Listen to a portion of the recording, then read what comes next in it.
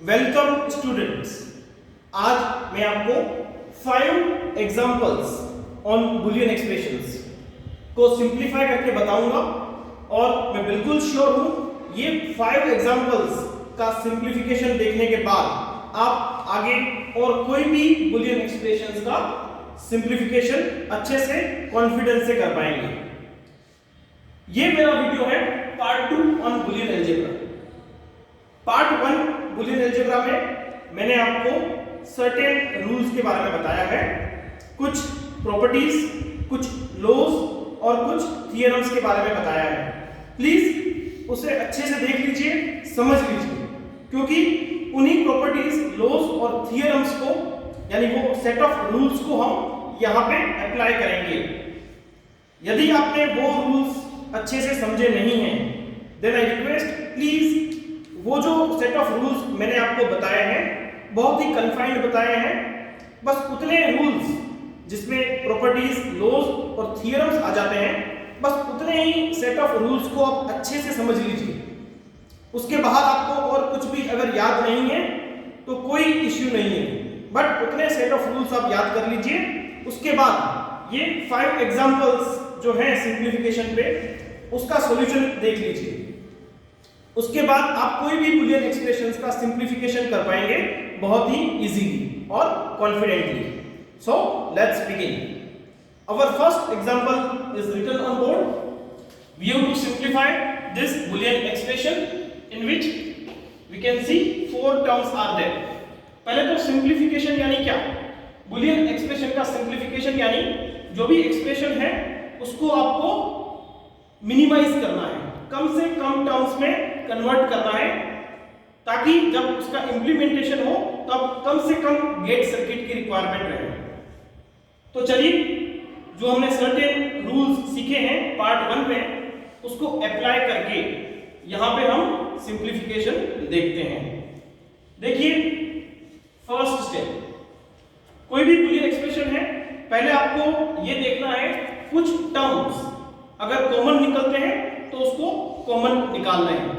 जैसे कि यहां पे देखिए डी बार चारों टर्म में कॉमन हमें दिख रहा है, तो डी बार को मैं कॉमन ले लूंगा। मैंने क्या किया, 4 टर्म में जो डी बार है वो कॉमन है, तो कॉमन मैंने डी बार बाहर लिख लिया है। The rest terms are here C bar. यहां पे क्या बचेगा, ए बार बी बार, यहां पे बचेगा ए बार बी सी और यहां पे बचेगा A C. I think students first step आपको बिल्कुल समझ में आ गया होगा। नेक्स्ट, डी बार को मैं ऐसे ही रखता हूं। अभी देखिए स्टूडेंट्स, यहां पे बीच की जो 2 टर्म्स हैं वहां पे आपको ए बार कॉमन दिखेगा, तो मैं क्या करता हूं, फर्स्ट टर्म सी बार को ऐसे ही रखता हूं। Next second and third term में से ए बार कॉमन ले लेता हूं, तो यहां पे सेकंड टर्म में बचेगा बी बार और थर्ड टर्म में बचेगा B C. Last fourth term को मैं ऐसे ही लिख देता हूं। यस स्टूडेंट्स, ये स्टेप भी आपको समझ में आ गया होगा। कुछ नहीं किया है, सेकंड और थर्ड टर्म में से मैंने ए बार कॉमन ले लिया है। अभी हम नेक्स्ट स्टेप पे क्या कर सकते हैं, सोचिए। यहां पे आपको डिस्ट्रीब्यूटिव प्रॉपर्टी जैसा कुछ दिखेगा, तो यहां पे हम डिस्ट्रीब्यूटिव प्रॉपर्टी को अप्लाई करेंगे। ए बार को ऐसे ही रखा है, बी बार जो है वो बी के साथ भी जाएगा, बी बार सी के साथ भी जाएगा। प्लीज अगर डिस्ट्रीब्यूटिव प्रॉपर्टी आपको समझ में नहीं आ रही है तो पार्ट 1 अच्छे से देखिए, वहां पे मैंने डिस्ट्रीब्यूटिव प्रॉपर्टी और एंड दोनों ऑपरेशन के लिए अच्छे से एक्सप्लेन की हुई है। सो यहां पे होगा बी बार बी के साथ भी जाएगा, यानी कि B bar plus B and B bar plus C. ठीक है, देखिए स्टूडेंट्स, ये टर्म को मैंने ऐसे डिस्ट्रीब्यूट कर दिया है और लास्ट टर्म ए सी जो है वो ऐसे ही रहेगा। ठीक है, यहां पे हम जानते हैं b प्लस बी बार जो है उसकी वैल्यू 1 हो जाती है। वो हमने जो सेट ऑफ रूल्स है उसमें लॉज में देखा था, तो यहां पे ये वैल्यू 1 हो जाएगा। b प्लस b बार का वैल्यू 1 हो जाएगा, तो क्या बचेगा, सिर्फ b बार प्लस c। और लास्ट टर्म को मैं ऐसे ही रख देता हूं। देखिए स्टूडेंट्स, अभी और आगे क्या हो सकता है, यहां पे मैं ब्रैकेट ओपन कर देता हूं, पहले d बार को ऐसे ही रखा हूं, c बार, a बार और b बार एक साथ आएंगे, a बार और c एक साथ आएंगे। यहां पे मैंने ब्रैकेट को ओपन कर दिया है। देखिए स्टूडेंट्स, नेक्स्ट स्टेप में क्या कर सकते हैं, अभी नेक्स्ट स्टेप में कुछ हमको सिंपलीफाई करना है, यानी सेट ऑफ रूल्स ऐसे अप्लाई करेंगे ताकि कुछ टर्म्स का आंसर या तो 0 या तो 1 मिले। हमें क्या देखना है सिंपलीफिकेशन के टाइम कि कुछ ऐसे रूल्स यहां पे अप्लाई करेंगे जिससे कि कुछ टर्म्स की वैल्यू या तो 0 हो जाए या तो 1 हो जाए। तो देखिए स्टूडेंट्स, यहां पे मुझे दिख रहा है कि आप यदि यहां से अगर c कॉमन ले लेते हैं तो बाकी बचेगा a प्लस a बार, जिसकी जगह पे आप 1 रिप्लेस कर सकते हो। तो चलिए देखिए कैसे करते हैं। c बार को ऐसे ही रखता हूं, a बार b बार को भी ऐसे ही रखता हूं। ये लास्ट के दो टर्म है, उसमें से c को कॉमन ले लेता हूं। तो यहां पे क्या बचेगा, यहां पे सिर्फ a बार बचेगा, यहां पे बचेगा a। तो देखिए a प्लस a बार का वैल्यू 1 हो जाता है, तो यहां पे हम c bar plus a bar plus a bar into b bar plus यहां पे c लिखेंगे। देखिए स्टूडेंट्स, टर्म्स जो है वो कम होते जा रहे हैं। देखिए इसको मैं थोड़ा रीअरेंज करके लिखूंगा, यहां पे c bar plus c plus a bar b बार। देखिए स्टूडेंट्स, c प्लस c बार अगेन यहां पे इसकी वैल्यू क्या हो जाएगी, 1 हो जाएगी। तो यहां पे मैं इसके इक्वल क्या लिखूंगा, d बार c प्लस c बार जो है ये टर्म क्या हो गई 1, तो सिर्फ मेरा यहां पे 1 बचेगा और a bar b bar as it is लिख दिया है मैंने। स्टूडेंट्स, पार्ट 1 में सेट ऑफ रूल्स में आपने जाना कोई भी लॉजिक में अगर 1 ऐड करते हैं तो पूरा उसका आंसर हो जाता है 1। तो यहां पे d बार को ऐसे रखूंगा और ये जो 1 प्लस सर्टेन लॉजिक है उसका आंसर हो जाएगा 1, और 1 into certain logic that is equal to that logic itself। तो सिंपलीफिकेशन करने के बाद मेरा फाइनल आंसर आया है d bar. So this is the simplified result of these expression। चलिए नेक्स्ट एग्जांपल समझते हैं। चलिए स्टूडेंट, सेकेंड एग्जांपल को सिंपलीफाई करते हैं। यहां पे डेटा गिवन है a plus C, a bar plus b, b plus C. यहां पे आपको क्या हिंट मिल रही है, जो हमने सेट ऑफ रूल्स समझे हैं पार्ट 1 में, वहां से देखिए कौन सा रूल आप अप्लाई कर पा रहे हैं। यहां पे फर्स्ट ये ब्रैकेट को मैं थोड़ा सिंपलीफाई करूं तो a को मैं a बार और b के साथ मल्टीप्लाई कर सकता हूं, c को a बार और c को b के साथ मल्टीप्लाई कर सकता हूं। तो चलिए a बार, ये a को मैंने a बार के साथ मल्टीप्लाई किया, then a into b, then c into a bar plus c into b। तो ये ब्रैकेट, ये दो टर्म जो है जो मल्टीप्लिकेशन में है यानी एंडिंग ऑपरेशन में है, वहां पे मैंने ये 4 टर्म में इसको डिवाइड कर दिया। नेक्स्ट b प्लस c को मैं एज इट इज यहां पे लिख देता हूं। सेम वे यहां पे देखिए, अगर कोई लॉ अप्लाई हो रहा है तो उसको यहां पे कर सकते हैं। जैसे a इंटू a बार का रिजल्ट होता है 0, तो यहां पे मैं सिंपलीफाई करके a बार को 0 लिखूंगा, तो बाकी जो 3 टर्म बचेगी वो होगा ca bar plus c and b plus c as it is. Next, अभी देखिए क्या हिंट मिल रही है, कुछ यहां से कॉमन निकालने के बाद जो टर्म बचेगी उसमें कुछ सिंपलीफिकेशन या कुछ रिडक्शन नहीं हो रहा है, तो मैं क्या करता हूं, तीनों टर्म को मैं b के साथ मल्टीप्लाई कर देता हूं और उसके बाद तीनों टर्म को मैं c के साथ मल्टीप्लाई कर देता हूं। तो देखिए सबसे पहले b को तीनों के साथ मल्टीप्लाई करता हूं मैं, मल्टीप्लिकेशन यानी आपका एंडिंग ऑपरेशन। यहां पे मल्टीप्लिकेशन यानी डॉट प्रोडक्ट को हम एंडिंग ऑपरेशन बोलते हैं, और प्लस की साइन जहां पे है वो होती है ओरिंग ऑपरेशन के लिए। तो यहां पे A B into B plus C A bar into B plus C B into B, ये तीन टर्म्स आपको मिल गई।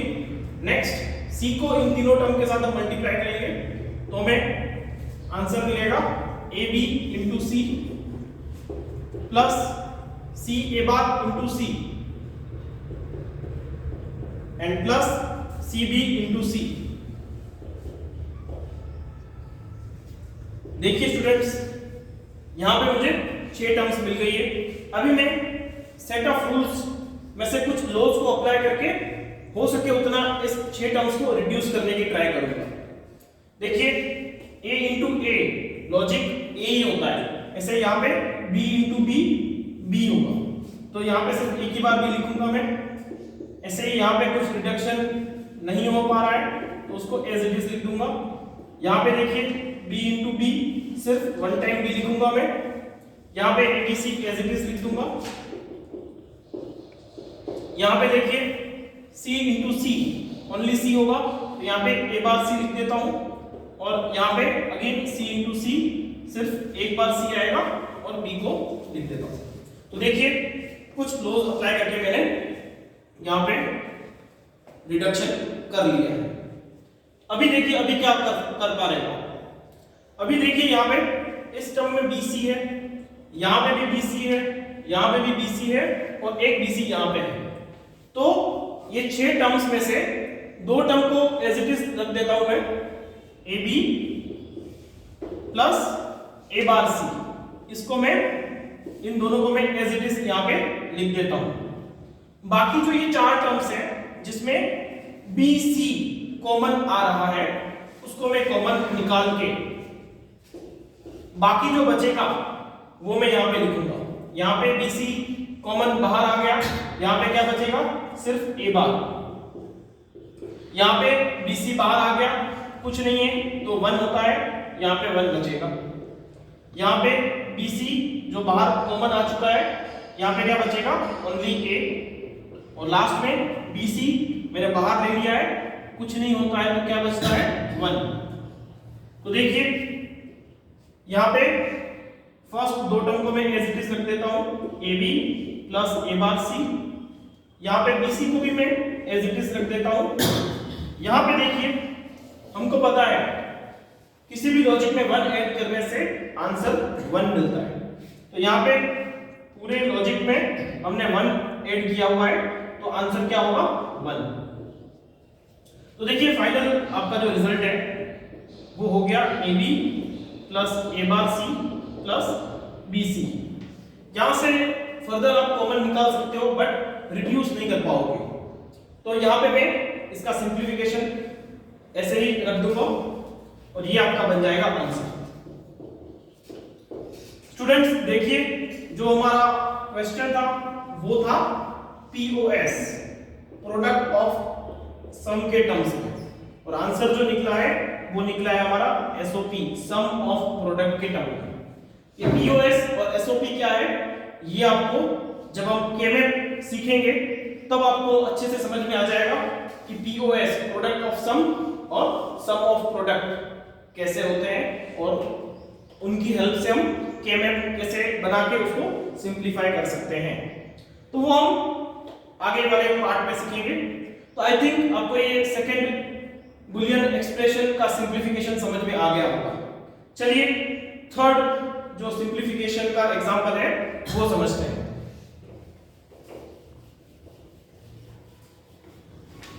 उसमें हम डी मॉर्गन्स थ्योरम को अप्लाई करना सीखेंगे। यस स्टूडेंट्स ध्यान से देखिए, अगर आपको डी मॉर्गन्स थ्योरम में कुछ भी डाउट है तो प्लीज ये जो सिंप्लीफिकेशन यहां पे मैं बता रहा हूं उसको अच्छे से समझिए। तो डेटा जो गिवन है वो है X Y bar plus X bar plus X Y और उसका whole bar. This is the question given and we have to simplify this boolean expression. इसको हमें सिंप्लीफाई करना है। तो स्टूडेंट्स, जैसे मैंने आपको बताया था पार्ट 1 में कि डी मॉर्गन्स थ्योरम कब अप्लाई होता है, जब होल बार में कोई एक्सप्रेशन है उसको हमें इंडिविजुअल बार में कन्वर्ट करना हो या इंडिविजुअल बार्स दिए हो उसको होल बार में कन्वर्ट करना हो। वाइस वर्सा दोनों चीज हम डी मॉर्गन्स थ्योरम में कर सकते हैं। तो यहां पे हम देखते हैं मुझे एक बुलियन एक्सप्रेशन का होल बार दिया हुआ है, तो उसको सिंप्लीफाई करने के लिए मैं पहले डी मॉर्गन्स थ्योरम अप्लाई करके इंडिविजुअल बार में कन्वर्ट कर देता हूं। तो देखिए कैसे करते हैं। यहां पे ये एक टर्म माना जाएगा, ये भी एक टर्म माना जाएगा, ये भी एक टर्म माना जाएगा, और डी मॉर्गन्स थ्योरम में होल कॉम्प्लीमेंट में से इंडिविजुअल कॉम्प्लीमेंट जब हम लिखते हैं तब क्या हो जाता है, याद करिए। ये टर्म्स मैंने ऐसे लिख दिए, ये तीन टर्म्स हमारे ऐसे ही मैंने लिख दिए हैं, और होल बार में से इंडिविजुअल बार आ जाएगा, इंडिविजुअल कॉम्प्लीमेंट आ जाएगा, वो मैंने लगा दिया है।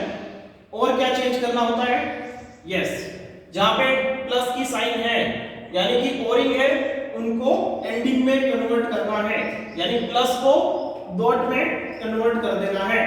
तो यहां पे जहां पे प्लस दिख रहा है वहां पे मैं क्या लिख दूंगा, डॉट। तो स्टूडेंट्स, आपको ये डी मॉर्गन्स थ्योरम का जो मैंने यहां पे एप्लीकेशन दिखाया वो आपको समझ में आ गया होगा। तो देखिए और आगे क्या सिंप्लीफिकेशन हो सकता है। हमको पता है according to rules, set of rules, A के बाद जो है वो ए हो जाता है। तो सेम वे में यहाँ पे एक्स वाई का डबल बार है तो वो हो जाएगा सिर्फ एक्स वाई डॉट, यहाँ पे x का डबल बार है वो हो जाएगा सिर्फ x, और यहाँ पे एक्स वाई का बार ऐसे ही रहेगा। स्टूडेंट देखिए आगे क्या सिंप्लीफिकेशन हो सकता है। एक तो मुझे दूसरा एक सेट ऑफ रूल पता है, a into a होता है a, तो यहाँ पे ऐसे ही x into x क्या होगा, सिर्फ x, तो सिर्फ एक ही बार x लिखूंगा और y को एज इट इज रख दूंगा। उसके साथ डॉट प्रोडक्ट में यानी ओरिंग में, सॉरी एंडिंग में क्या है हमारे पास टर्म एक्स वाई बार। तो देखिए और ज्यादा सिंप्लीफिकेशन के लिए मैं यहाँ पे फिर से डी मॉर्गन्स थ्योरम अप्लाई कर सकता हूँ। ये एक टर्म है, ठीक है, जिसमें दो वेरिएबल्स है उनका होल बार दिया हुआ है, उसको भी मैं फिर इंडिविजुअल बार में कन्वर्ट करूंगा by using D Morgan's theorem. तो क्या हो जाएगा, देखिए दो टर्म्स इंडिविजुअल आ गए, इंडिविजुअल बार लगा दिया, और बीच में जो यहाँ पे डॉट था वो किस पे कन्वर्ट हो जाएगा, प्लस की साइन में। तो यहाँ पे ये हमने क्या किया, होल बार हटा के इंडिविजुअल बार दे दिया, और जहां पे डॉट था वहां पे प्लस लिख दिया, ठीक है। डॉट यानी मल्टीप्लिकेशन यानी आपका एंडिंग ऑपरेशन, वो किस में कन्वर्ट हो गया, ओरिंग ऑपरेशन में। तो यहाँ पे ये एक्सप्रेशन मिला आपको। अभी मैं क्या करता हूँ, ब्रैकेट ओपन कर देता हूँ, एक्स वाई को एक्स बार के साथ और एक्स वाई को वाई बार के साथ मल्टीप्लाई कर देता हूँ। तो X Y into X bar plus X Y into Y bar. देखिए स्टूडेंट्स, हमें ये और एक सेट ऑफ रूल्स में से एक लो हमको पता है, कोई भी लॉजिक और उसका कॉम्प्लीमेंट जब मल्टीप्लिकेशन में होता है, डॉट प्रोडक्ट में होता है, तो उसका आंसर जीरो हो जाता है। तो यहाँ पे एक्स एक्स बार जो है वो मल्टीप्लिकेशन में है, यहाँ पे y और y बार मल्टीप्लिकेशन में है, तो इसका आंसर भी जीरो हो जाएगा, इसका आंसर भी जीरो हो जाएगा। So final answer is zero. I hope आपको ये सिंप्लीफिकेशन का न्यूमेरिकल एग्जांपल जिसमें हमने दो बार डी मॉर्गन्स थ्योरम अप्लाई किया है और दोनों डी मॉर्गन्स थ्योरम को हमने यूज किया है। यहाँ पे ये फर्स्ट थ्योरम और यहाँ पे हमने सेकेंड थ्योरम, यानी आपका जो ओरिंग ऑपरेशन है उसको एंडिंग में और एंडिंग ऑपरेशन को ओरिंग में, दोनों जो डी मॉर्गन्स थ्योरम है वो हमने यहाँ पे अप्लाई करके इस जो गिवन डेटा है उसको हमने सिंप्लीफाई किया है। आई होप आपको ये समझ में आ गया होगा। चलिए अब दूसरे बुलियन एक्सप्रेशंस के जो एग्जांपल्स आते हैं जिसको हम बोलते हैं प्रूव दैट वाले एग्जांपल्स, उनको सिंप्लीफाई करना सीखते हैं। स्टूडेंट्स नेक्स्ट एग्जांपल्स जो हैं वो है प्रूव दैट वाले बुलियन एक्सप्रेशंस के एग्जांपल्स। स्टूडेंट्स एक बात समझिए, जो भी आपके प्रूव करने वाले एग्जांपल्स होते हैं बुलियन एक्सप्रेशंस के, उसका सिंप्लीफिकेशन आप तीन तरीके से कर सकते हो। एक तो लेफ्ट हैंड साइड को सिंप्लीफाई करके राइट हैंड साइड का रिजल्ट आप अचीव कर सकते हो। इसके अलावा राइट हैंड साइड को सिंप्लीफाई करके लेफ्ट हैंड साइड का रिजल्ट अचीव कर सकते हो। या तीसरा तरीका ये होगा, लेफ्ट हैंड साइड को भी सिंप्लीफाई करके एक पर्टिकुलर रिजल्ट तक आइए, राइट हैंड साइड को भी सिंप्लीफाई करके एक पर्टिकुलर रिजल्ट पे आइए, और वो दो रिजल्ट अगर इक्वल मिलते हैं तो भी आपका ये प्रूव दैट वाला एग्जांपल जो है वो सॉल्व हो जाता है। तो चलिए ऐसे ही कुछ एग्जांपल्स देखते हैं। यहाँ पे डेटा गिवन है, लेफ्ट हैंड साइड पे कुछ हमें सम ऑफ प्रोडक्ट एसओपी के टर्म में कुछ टर्म्स हैं और उसको मुझे प्रूव करना है। कुछ चार टर्म्स मेरे पीओएस में यानी प्रोडक्ट ऑफ सम में दिए हुए हैं। एसओपी पीओएस आप आगे तबके में सिंप्लीफिकेशन देखेंगे तब आपको समझ में आ जाएगा। तो यहां पे मैं स्टार्ट करता हूं लेफ्ट हैंड साइड से। लेफ्ट हैंड साइड पे जो हमारे पास बुलियन एक्सप्रेशन है वो है AB प्लस CD। देखिए स्टूडेंट, यहां पे मुझे देखने से ही पता चलता है कि डिस्ट्रीब्यूटिव लॉ अप्लाई करना पड़ेगा। तो मैं यहां पे AB को एक फिक्स टर्म मानता हूं और पहले उसको C के साथ लिखूंगा, उसके बाद उसको D के साथ डिस्ट्रीब्यूट करूंगा। तो देखिए फर्स्ट AB प्लस C और दूसरे ब्रैकेट में क्या आएगा AB प्लस D। यहाँ पे कौन सा रूल मैंने अप्लाई किया है, कौन सी प्रॉपर्टी यूज की है, डिस्ट्रीब्यूटिव प्रॉपर्टी। देखिए स्टूडेंट्स, यहाँ पे डिस्ट्रीब्यूटिव प्रॉपर्टी अप्लाई कर दी है मैंने। अगेन मुझे यहाँ पे डिस्ट्रीब्यूशन प्रॉपर्टी अप्लाई करने का कुछ अपॉर्चुनिटी दिख रहा है। तो again I will apply distributive property for this bracket as well as in this bracket. तो यहाँ पे क्या होगा, ए सी जो है वो ए के साथ भी जाएगा, सी बी के साथ भी जाएगा, यानी सबसे पहले ए प्लस सी और दूसरे ब्रैकेट में बी प्लस सी। और सेम वे यहाँ पे भी डी जो है वो ए के साथ भी जाएगा, डी बी के साथ भी जाएगा। तो यहाँ पे ए प्लस बी और दूसरे ब्रैकेट में बी प्लस डी। देखिए स्टूडेंट, जो हमें रिजल्ट चाहिए ऑलमोस्ट ऐसा ही कुछ रिजल्ट हमें अभी ही मिल गया है। तो मैं सिर्फ उसको रीअरेंज करके जो हमें राइट हैंड साइड पे चाहिए उसमें मैं लिख दूंगा। सबसे पहले a प्लस सी जो हमें यहाँ मिल चुका है। नेक्स्ट हमें a प्लस डी चाहिए जो यहाँ पे a प्लस डी दिया हुआ है। कम्यूटेटिव प्रॉपर्टी यहाँ पे हम अप्लाई कर रहे हैं।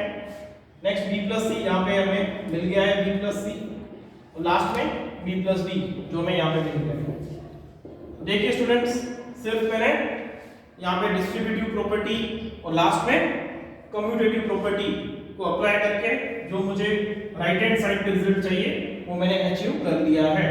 तो यहाँ पे लास्ट में लिखेंगे RHS and LHS equal to RHS hence proved. ठीक है, तो स्टूडेंट ये आपको समझ में आ गया होगा। और एक प्रूव दैट वाला ऐसा ही एक एग्जांपल हम सॉल्व करते हैं जिसमें हम डी मॉर्गन थ्योरम को अप्लाई करेंगे। तो चलिए स्टूडेंट, और एक जो मेरा फिफ्थ न्यूमेरिकल, मैंने आपसे वादा किया था ये 5 न्यूमेरिकल आप सिंप्लीफाई करना सीख लें तो उसके बेसिस पे दूसरे कोई भी जो बुलियन एक्सप्रेशंस आपके सामने आएंगे उनको आप अच्छे से सिंप्लीफाई कर पाओगे, कॉन्फिडेंस से सिंप्लीफाई कर पाओगे। तो चलिए स्टूडेंट, लास्ट जो मेरा एक न्यूमेरिकल आपके लिए मैं लेके आया हूं उसको प्रूव करते हैं, उसको सॉल्व करते हैं, सिंप्लीफाई करते हैं। यहां पे मैं डी मॉर्गन थ्योरम अप्लाई करूंगा। तो देखिए क्वेश्चन में कुछ डेटा गिवन है, a plus B bar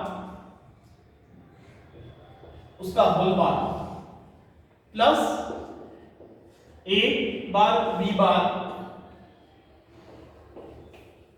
plus a bar plus b और उसका होल बार, और ये जो है उसका भी मुझे होल बार गिवन है। ठीक है, और वो मुझे प्रूव करना है, that is equal to AB। तो yes students, this is the question. यहाँ पे मुझे देखते ही पता चल जाएगा होल बार है लेफ्ट हैंड साइड पे, मुझे कुछ रिजल्ट प्रूव करना है AB, तो मुझे डी मॉर्गन्स थ्योरम अप्लाई करना पड़ेगा। तो डी मॉर्गन्स थ्योरम अप्लाई करने के लिए आपको पता है क्या करना है, होल बार में से हर एक टर्म को इंडिविजुअल बार में लिख देना है। स्टूडेंट यहाँ पे ऑलरेडी बार है तो उसको एक पूरे टर्म के फॉर्म में हम उसको कंसीडर करेंगे। तो यहाँ पे first a plus B bar का होल बार, ये तो आपका एक टर्म था, उसका भी इंडिविजुअल बार देना है। Again I will write bar here, then a bar b bar, ये भी एक टर्म था जिसका मैंने इंडिविजुअल बार दे दिया। स्टूडेंट्स देखिए यहाँ पे प्लस की साइन नहीं करूंगा, आपको पता है क्यों नहीं करूंगा। नेक्स्ट ये वाला जो टर्म है ये है a बार प्लस b, जिसका एक बार ऑलरेडी गिवन था और ये तो आपका एक टर्म था, उसका भी इंडिविजुअल बार देना पड़ेगा हमें। तो यहाँ पे मैंने और एक बार लिख के इसको इंडिविजुअल बार दे दिया है। और जो सबसे इंपॉर्टेंट चेंज करना होता है वो क्या है, प्लस की जगह पे डॉट की साइन। ठीक है स्टूडेंट्स, डॉट प्रोडक्ट यानी कौन सा ऑपरेशन बताइए, और या एंड। डॉट यानी मल्टीप्लिकेशन यानी एंड ऑपरेशन, और प्लस यानी और ऑपरेशन। तो और का हमने एंडिंग कर दिया, यानी जिसको हम सिंपली क्या बोलते हैं कि प्लस की जगह पे डॉट लिख देना है। तो ये देखिए स्टूडेंट्स, यहाँ पे मैंने डी मॉर्गन्स थ्योरम अप्लाई कर दिया है। अभी कुछ सेट ऑफ रूल्स यूज करके उसको सिंप्लीफाई करेंगे। देखिए स्टूडेंट्स, जैसे ए डबल बार होता है ए, वैसे ही यहाँ पे a प्लस बी बार का डबल बार दिया हुआ है तो वो हो जाएगा a प्लस बी बार। ऐसे ही यहाँ पे कुछ नहीं होगा। यहाँ पे स्टूडेंट्स देखिए, यहाँ पे ये बार और ये बार, ये होल बार है, ये इंडिविजुअल बार है। स्टूडेंट्स ये होल बार है, ये इंडिविजुअल बार है, इसको आप कैंसिल नहीं कर सकते हैं। यहाँ पे टोटली कंप्लीटली डबल बार था तो मैंने उसको कैंसिल करके सिर्फ a प्लस बी बार लिख दिया। यहाँ पे आप बार कैंसिल नहीं कर सकते हो, तो इसको एज इट इज लिख दूंगा मैं, a बार b बार। यहाँ पे देखिए, यहाँ पे भी ये a बार प्लस b का डबल बार है तो उसकी जगह पे a बार प्लस b लिख दूंगा। स्टूडेंट्स होप आपको ये समझ में आया होगा। आगे सिंप्लीफाई करते हैं। देखिए स्टूडेंट्स, इन दो टर्म को मैं ऐसे रख देता हूं अभी फिलहाल।